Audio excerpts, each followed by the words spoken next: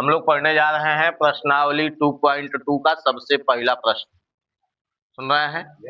अब प्रश्न क्या दिया गया है इधर देखिए। निम्नलिखित बहुपदों के शून्यक ज्ञात कीजिए। पहला एगो सवाल यहां से यहां तक है। सुन रहे हो ना?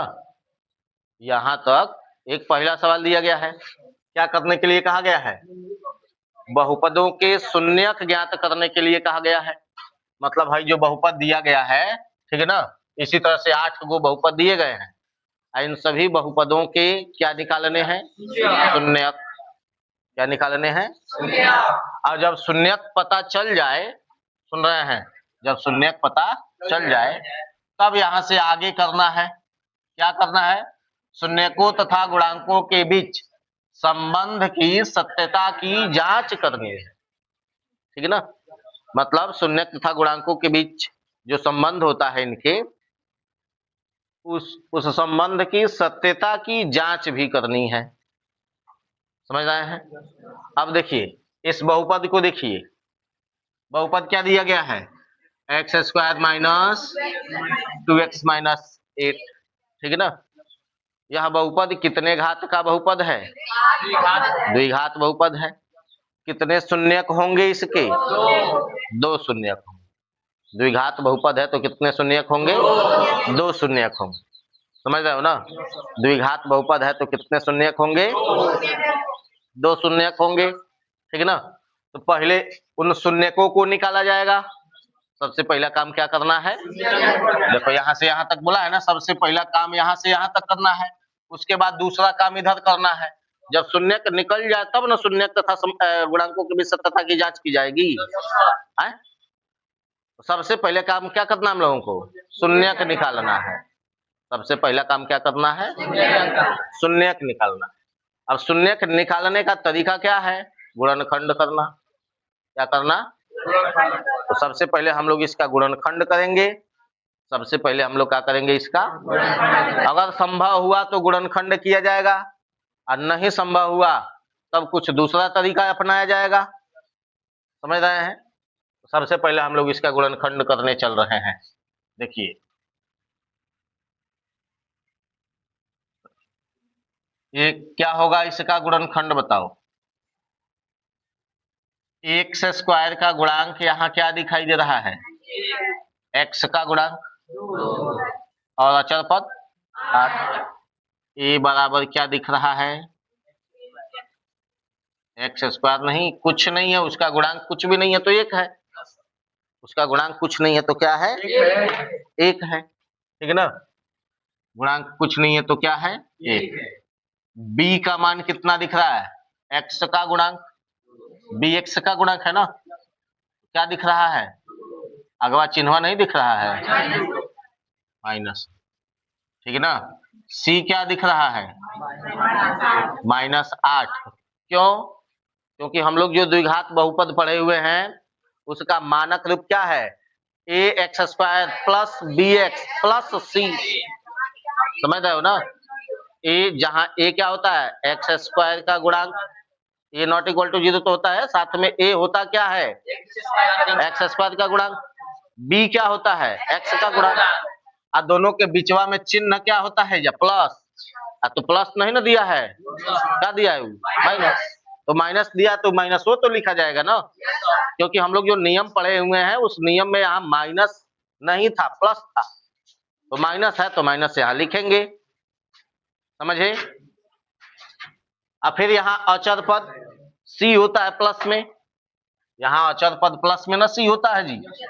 तो लेकिन है प्लस रहे तब ना केवल सी लिख लेंगे। या माइनस चिन्ह है तो इसलिए उस माइनस चिन्ह को भी लिखना पड़ेगा। गुणांक समझ में आया? अब आगे क्या किया जाएगा? इसका हमें गुणनखंड करना है। इसका काम अभी नहीं है, इसका काम अभी नहीं है। जांच जब किया जाएगा तब इसकी जरूरत पड़ेगी। जांच जब करना होगा तब इसकी जरूरत पड़ेगी। तो सबसे पहले हम लोग इसका गुणनखंड करने जा रहे। देखिए, लेकिन गुणनखंड करते समय हमें इसकी थोड़ी सी जरूरत पड़ती है। क्या करना पड़ता है? थोड़ा सा जरूरत पड़ता है। क्या जरूरत पड़ता है? देखिए सबसे पहले हम लोग क्या करते हैं, ए का और सी का इन दोनों का गुणा करते हैं। ए और सी दोनों का आपस में क्या करते हैं हम लोग? गुणा। और गुणा करने के बाद उस गुणनफल को, ए और सी के गुणनफल को दो ऐसे टुकड़ों में तोड़ने का कार्य करते हैं, दो ऐसे टुकड़ों में तोड़ने का कार्य करते हैं ताकि उनको जोड़ने अथवा घटाने पर, ढंग से सुनना, जोड़ने अथवा घटाने पर है बीच वाला पद मिले, मतलब बी मिले। समझ में आया? जोड़ने अथवा घटाने पर क्या मिले? बीच वाला पद मिले। ठीक है ना? जिसको मध्य पद के विभाजन द्वारा गुणनखंड ज्ञात करना कहा जाता है। समझ रहे हैं? कई को विधि होती है गुणनखंड ज्ञात करने की। तो देखो यहाँ हम लोग मध्य पद को विभाजित करके गुणनखंड करने जा रहे हैं ना। मध्य पद को विभाजित करने का तरीका क्या है? पहले ए और सी का क्या करिए? गुणा।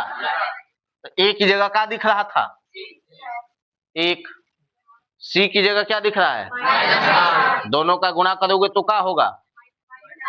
-8 रहेगा।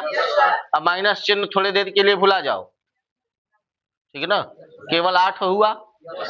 8 का दुगो ऐसा टुकड़ा तोड़ो जिसको गुणा करने पर तो 8 ही रहे, लेकिन जोड़ने या घटाने पर है बीच वाला पद मिले, -2 मिले। तो 4 दूना 8 होता है। 4 में से 2 घटेगा तो 2 बचेगा ना।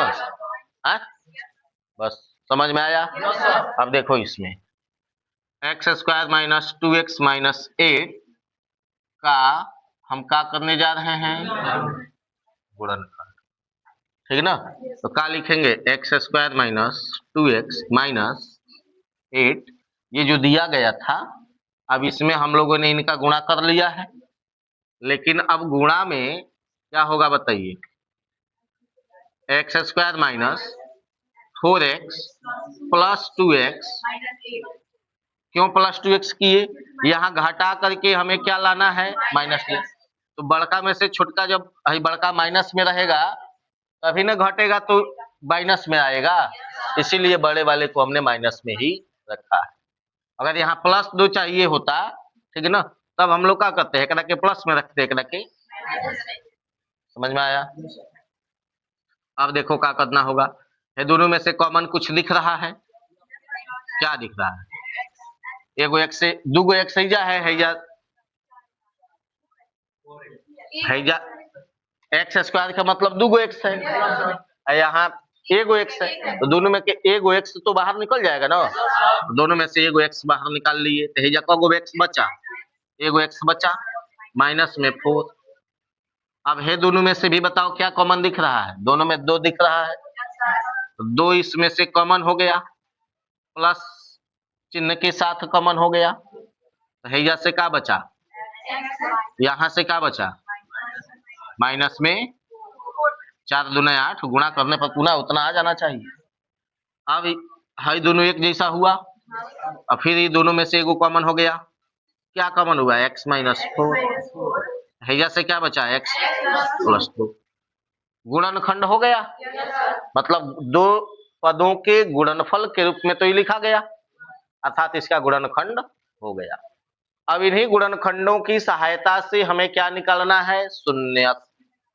क्या निकालना है? तो लिखेंगे शून्यक ज्ञात करने के लिए। क्या लिखेंगे? शून्यक ज्ञात करने के लिए। समझ रहे हैं? और जब शून्यक ज्ञात करना होगा तो इस गुणनफल को बराबर शून्य मानना पड़ेगा, ठीक है ना? तो x - 4 × x + 2 = 0। हम पहले सुनो, गुणन शून्यक ज्ञात करना है ना, तो ये गुणनफल को बराबर का लिख लेंगे? शून्य। ठीक है ना? तब दो पदों का गुणनफल कब शून्य होगा? जब उनमें से कोई एक शून्य रहा हो। सुन रहे हो ना? दो पदों का गुणनफल कब शून्य होता है? जब उन दोनों में से कोनो एगो शून्य रहा हो।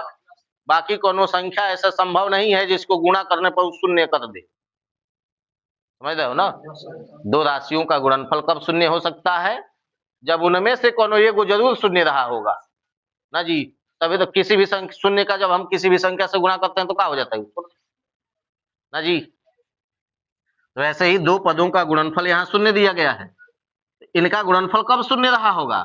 जब या तो ये शून्य रहा हुआ, नहीं तो अब हमें कंफ्यूजन है, हमें मालूम नहीं है कि कौन शून्य रहा है। तो एक बार हम इसको भी शून्य मानेंगे और एक बार इसको भी शून्य मानेंगे। एक बार हम इसको शून्य मान रहे हैं, x माइनस 4 बराबर शून्य, और एक बार x प्लस 2 बराबर शून्य। समझे? अब यहाँ जब इसको शून्य माने तो यहाँ से x का मान क्या मिला? 4 उधर जाएगा तो प्लस में 4। जब इसको शून्य माने हुए हो तो होने जाएगा, तो समझ में आया? हाई दो ठो x के दो मान मिले। अब इनमें से एगो अल्फा है, एगो बीटा है। कौनो एगो अल्फा, कौनो एगो बीटा मान सकते हो। सुन रहे हो? अल्फा बराबर क्या मान लिया जाएगा? प्लस में 4। ठीक है ना? अल्फा बराबर क्या मान लिया गया? और बीटा बराबर क्या मान लिया गया? समझ में आया? एगो अल्फा हो गया, एगो बीटा। शून्यक निकल गए ना। इस द्विघात बहुपद के शून्यक अभी तक हम लोगों ने ज्ञात किया। क्या किए? शून्यक ज्ञात किए। अब इसके जांच करनी है। क्या करना है? जांच। शून्यकों की सत्यता की जांच करनी है। ठीक है ना? तो किताब के अनुसार शून्यकों की सत्यता की जांच करने के लिए, ठीक है ना, दिया था संबंध, शून्यकों तथा गुणांकों के बीच संबंध दुगुना, शून्यकों का योगफल, शून्यकों का गुणनफल, ये ना दुगु था। तो लिखेंगे शून्यकों तथा गुणांकों के बीच है, तो गुणांक लिख दिए गए हैं। क्या लिख दिया गया है? गुणांक, ये ना लिखा गया है गुणांक। ठीक है ना? तो पहला लिखेंगे शून्यकों का, जांच कर रहे हैं हम लोग, यहाँ से क्या कर रहे हैं? जांच। ठीक है ना? शून्यकों का योगफल क्या होता है? अल्फा प्लस बीटा बराबर माइनस बी बाई ए। ठीक है ना? अब इसमें मान रखो, अल्फा की जगह क्या रखोगे? प्लस 4। ठीक है ना? ये अल्फा है, प्लस माइनस में 2 बराबर, माइनस चिन्ह पहले से है, बी की जगह क्या रखा जाएगा? -2। ए की जगह क्या रखा जाएगा? सब मान रख लिए। अब भाई देखो, एक आगे कुछ नहीं है तो प्लस है, तो प्लस 4 हो गया, माइनस में 2 हो गया, हाई गुणा होगा तो प्लस में 2 होगा, बट्टा में 1। 2 में से 2, 4 में से 2 घटेगा तो कितना आएगा? 8 भाग। तो LHS बराबर RHS आ गया कि नहीं? आ गया। एगो जांच सही हुआ, दूसरा किया जाएगा। जब शून्यकों का गुणनफल का होता है अल्फा इंटू बीटा बराबर सी बाई ए। अल्फा का मान -4, बीटा नहीं +4 है ना, +4 है, बीटा का मान -2, सी का मान -8, ए का मान 1। अब भाई गुणा करो, प्लस माइनस का गुणा हुआ तो माइनस, 4 दूना 8, हाई -8 तो है, ये है। तो अभी LHS बराबर RHS आ गया। समझ में आया? तो जांच हो गया। ठीक है ना? समझे? बन गया सवाल। इतना काम आपको 8 सवालों में करना है। ठीक है ना? एगो समझे हो? दूसर का देखो है नहीं, यह भी देख लो तो एक ही बात लिखना। देखो, अब इसमें भी हम लोग हाई वाला पद अगर लिखे, सुन रहे हो, इसमें चर क्या दिया गया है? बोलो। चर यश दिया गया है, उससे हमें चर से तो कोनो मतलब नहीं है। हमें जो करना है वही ना काम करना है। कुछ और एक्स वाई जेड ABCD कुछ रखे, उससे हमें कोनो मतलब नहीं। ठीक है ना? देखो, इसमें ए बराबर क्या दिख रहा है? 4। बी बराबर क्या दिख रहा है? सी बराबर क्या दिख रहा है? चिन्ह के साथ लिखोगे तो सवाल कहीं गलत नहीं होगा। ठीक है ना? समझ में आया? अब ये तो हमें क्या मिला बताइए? केवल अभी गुणांक मिले। ठीक है ना? सबसे पहले हम लोग क्या करेंगे? गुणनखंड ना। तो जब गुणनखंड करेंगे तो क्या जरूरत पड़ता है, किसका किसका गुणा करना पड़ता है, ए और सी का, किसका किसका गुणा करना पड़ता है में ए और सी देखो गुणा करोगे तो कितना होगा, 4 है ना होगा जी।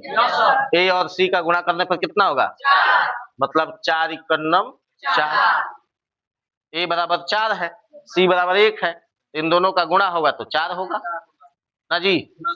4 और 1 का गुणा होगा तो कितना हो जाएगा, 4, 4 और 1 का गुणा होगा तो कितना होगा, 4, समझे, 4 और 1 का गुणा होगा तो कितना होगा। अब 4 का ऐसा 2 टुकड़ा तोड़ो, 4 को ऐसे 2 टुकड़ों में तोड़ो जिनको जोड़ने या घटाने पर क्या मिलना चाहिए हमें, 4, 2 दूना 4 ना जी, 2 दूना 4 होता है ना, दोनों प्लस में रख ले तो जोड़ेंगे तो क्या मिल जाएगा, 4 मिलेगा ना। देखो अच्छा है दोनों माइनस में रहेगा तभी भी, क्योंकि यहाँ माइनस में है इसलिए दोनों को माइनस में रखना पड़ेगा। तो क्या लिखेंगे, है जैसे लिखे थे 4x square minus 4s plus 8 नहीं 1 का गुणनखंड। पहले हम लोग गुणनखंड न कर रहे हैं तो क्या किया जाएगा बताइए, 4s square minus 2s minus 2s plus 2s minus 2s हम अपने घर से नहीं लिख रहे हैं, ठीक है ना, यही में है वो खोजना पड़ेगा, केगा मिला है वो। जब ए और सी का गुणा किए हैं तब यह पता चला है कि इनका गुणनफल कितना आया है, उस गुणनफल का 2 टुकड़ा बनाया गया है, सुन रहे हैं ना। और दोनों टुकड़े इस प्रकार बनाए जाते हैं जिनको जोड़ने या घटाने पर बीच वाला पद मिले, समझे, जिनको जोड़ने या घटाने पर क्या मिले, बीच वाला पद मिले, ठीक है ना। तो बीच बीच में -4 है इसलिए ये दोनों टुकड़ों को 2 दूना 4 होता है, दोनों को माइनस में रखेंगे तभी ये जुट करके -4 होगा, ठीक है ना, समझे। अब है दोनों में से कॉमन करो, दोनों में से कॉमन क्या दिख रहा है, 2s दिख रहा है, क्या दिख रहा है, तो यही में से क्या बचा, एगो 2s बच गया -1। अब है दोनों में से क्या दिख रहा है, -1 माइनस में 1। अब माइनस है में से देखो तो बचा क्या यहाँ पर 2s, माइनस तो कॉमन हो गया ना, है 2s बचा, है में से एगो प्लस में से एगो माइनस निकल गया है, एगो माइनस बचा है, ठीक है ना 1, ठीक है ना जी।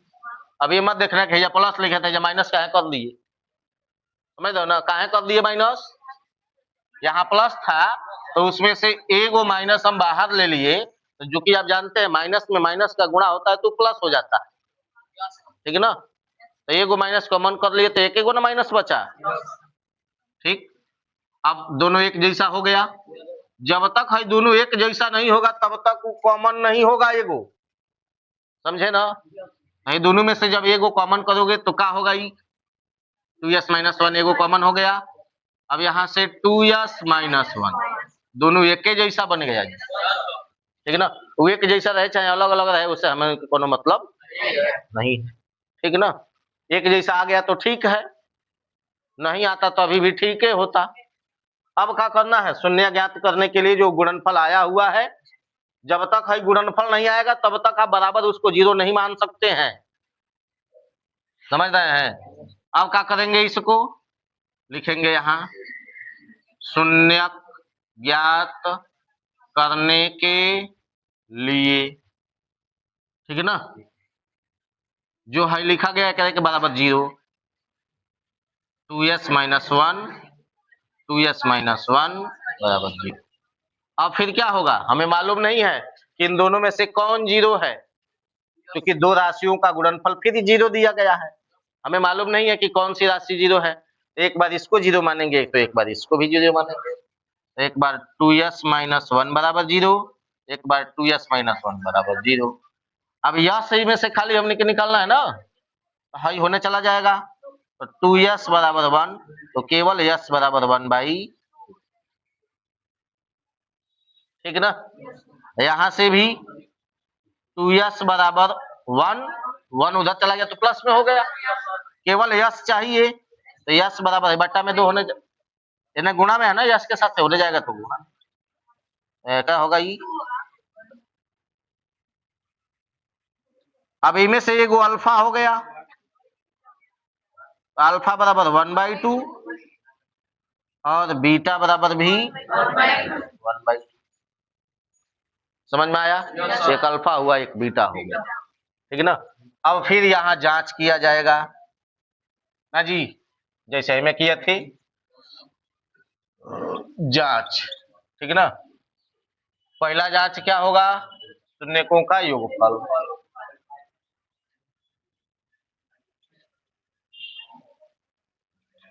क्या होता है अल्फा प्लस बीटा बराबर minus b by a, alpha plus beta बराबर माइनस बी बाई ए, समझ रहे हो ना। चारों का मान मालूम है, रख के हल किया जाए। अल्फा की जगह क्या रखना है, देखिए 1/2, बीटा की जगह भी 1/2 ही रखना है, 1/2 प्लस 1/2 कोष्टक में रखा है हमारा, ताकि चिन्ह गड़बड़ ना हो। फिर माइनस बी का मान -4 ना जी, ए का मान +4, ठीक। अब भाई दोनों जोड़ना है, 1/2 प्लस 1/2 बराबर माइनस माइनस प्लस 4/4, कट जाएगा। दोनों का एलसीएम कितना आएगा 2, तो 1 + 1 बराबर, कट के 1 ना होगा, तो यह भी 2/2 हुआ, तो यह भी कट के 1 हो गया, 1 बराबर 1, तो LHS बराबर RHS आ गया, ठीक।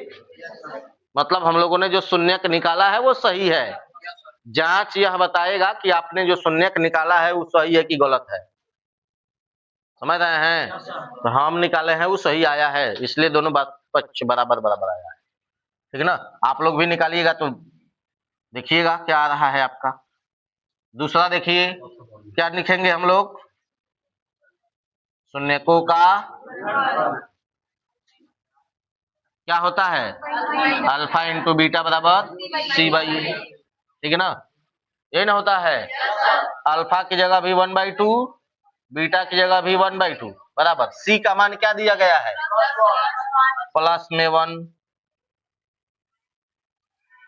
ठीक है ना। ए का मान कितना दिया गया है, देखो दोनों का गुणा करोगे तो कितना होगा, 1/, ऊपर का ऊपर गुणा नीचे के नीचे गुणा, ठीक है ना। एक ही करना में 2 दूना 4 बराबर, हाँ 1/4 ना लिखा गया है, यह अभी LHS बराबर RHS है कि नहीं है, समझ में आ गया है। चलिए लिख लीजिए। अब 8 सवालों के साथ सेम यही प्रक्रिया आप लोगों को करना है, ठीक है ना।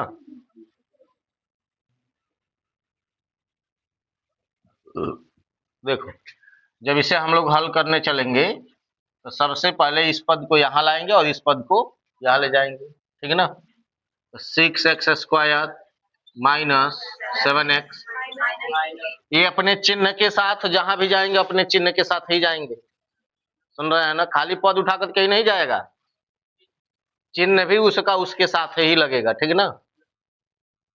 समझ रहे हो ना, मतलब भाई वाला चिन्ह इसका है, ये वाला चिन्ह इसका है, ठीक है ना। देखो अब यहाँ पर सेम वही काम हम लोग करेंगे, सबसे पहले वहां जैसे हम लोग कर रहे थे ABC मतलब गुणांक अलग अलग लिख रहे थे, ए का मान क्या दिख रहा है बताइए 6, बी का मान क्या दिख रहा है, सी का मान क्या दिख रहा है, ठीक है ना। अब क्या किया जाता है, इनका अभाज्य गुणनखंड किया जाता है ना, क्या किया जाता है, तो गुणनखंड करने के लिए ए और सी का गुणा किया जाता है, 36 18, 36 18। अब 18 का ऐसा दो टुकड़ा बताओ जिनको जोड़ने या घटाने पर क्या आना चाहिए 7 ना जी, 9 दूना 18, 9 में से 2 घटेगा तो 7 आएगा। अब चलो देखो तो क्या लिखा जाएगा 6x² माइनस 7x माइनस 3 का, ये हम लिख दे रहे हैं कि आपको समझ में आए, नहीं लिखिएगा तो अभी भी सही माना जाएगा, यहाँ से डायरेक्ट कर दीजिएगा। देखिए क्या करिए जाएगा, तो 6 3 18 हो रहा था, 9 दूना 18 हो जाएगा, ठीक है ना। तो 6x² minus 9x plus 2x minus 3। क्यों इसको माइनस में रखें, क्यों इसको प्लस में रखें? यहाँ हमें माइनस में चाहिए, माइनस में 7x चाहिए ना, तो इसलिए 9x बड़े वाले को माइनस में रखेंगे और छोटे वाले को प्लस में। फिर हम इन दोनों में से उभयनिष्ठ खोजेंगे। क्या है बताइए? 3x उभयनिष्ठ है, इसमें भी मिल जाएगा, इसमें भी मिल जाएगा। 3x से एकड़ा के भाग लगाएंगे तो ये 2x बचेगा, और 3x से जब एकड़ा के भाग लगाएंगे तो माइनस में 3 बचेगा, केवल 3 बचेगा, x नहीं, x बाहर निकल चुका है। अब एकड़ा के देखो, इनमें से +1 कॉमन हो गया, दोनों में से कुछ नहीं दिख रहा तो +1 निकल जाएगा बाहर, तो यहाँ से 2x माइनस 3, दोनों एक जैसा हो गया। अब दोनों एक जैसा हुआ तो ये को बाहर निकलेगा, तो 2x माइनस 3 और 3x प्लस 1, ठीक, गुणा के रूप में आ गया, मतलब गुणनखंड हो गया। क्या हो गया? लेकिन केवल गुणनखंड नहीं करना है, शून्यक निकालना है। तो शून्यक निकालने के लिए इस गुणनखंड को क्या करेंगे हम लोग? 0, तो लिखेंगे शून्यक ज्ञात करने के लिए 2x minus 3 is equal to, नहीं, 2x minus 3 into 3x plus 1 is equal to 0, ठीक है ना। अब क्या होगा, एक बार इसको 0 एक बार इसको 0 बनेंगे, 2x minus 3 is equal to 0, और एक बार 3x plus 1 is equal to 0, ठीक है ना। अब क्या होगा, 3 होने जाएगा, तो है ना 2x बराबर 3 हो गया, तो x बराबर मतलब अल्फा बराबर 3/2। वैसे इधर ये चला जाएगा, तो 3x बराबर -1, तो x बराबर -1/3, मतलब बीटा बराबर -1/3। अल्फा और बीटा दोनों मिल गया, बोलो जी, अल्फा और बीटा दोनों। जब अल्फा बीटा दोनों मिल जाए तब ना क्या किया जाता है, अब जांच। तो यहाँ हम लोग लिखेंगे जांच। पहला जांच क्या है? शून्यकों का योगफल, ठीक है ना। देखिए शून्यकों का योगफल क्या होता है? अल्फा प्लस बीटा बराबर -b/a, ठीक है ना। देखो मान रखो, अब अल्फा की जगह क्या रखना है? 3/2, ठीक है ना। यहाँ रखेंगे 3/2 एगो कोष्टक में, प्लस बीटा की जगह क्या रखना है? -1/3 दूसरे कोष्टक में, फिर माइनस में, भाई माइनस चिन्ह तो सूत्र से है, माइनस में 7/a का मान 6, ठीक है ना। अब भाई देखो, प्लस में माइनस का गुणा हुआ तो माइनस हो जाएगा बीच में, तो क्या होगा? 3/2 माइनस में 1/3 बराबर माइनस माइनस प्लस हो जाएगा 7/6।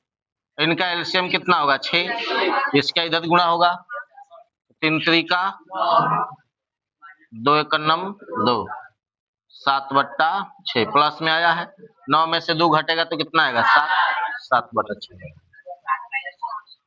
LHS बराबर RHS आ गया, बोलो जी, मतलब हम सही बनाए हैं ना जी। जांच गड़बड़ आएगा ना, तो इसका मतलब आपने जो शून्यक निकाला है वो क्या है? कहीं गलती जरूर आप किए हैं, तभी जांच गलत आएगा, समझ रहे हैं। अगर जांच सही आ गया तो मतलब आपने सवाल सही बनाया, ठीक है ना। देखिए अब दूसरा, शून्यकों का गुणनफल अल्फा इंटू बीटा बराबर c/a, तो अल्फा की जगह क्या रखा जाएगा? 3/2, 3/2 -1/3 है, -1/3 है,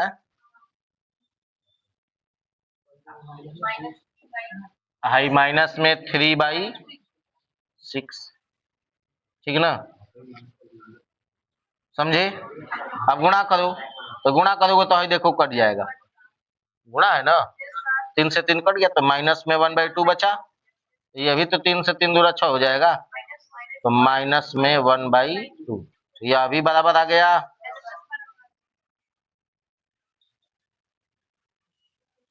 समझ में आया ना? ठीक है, लिख लो।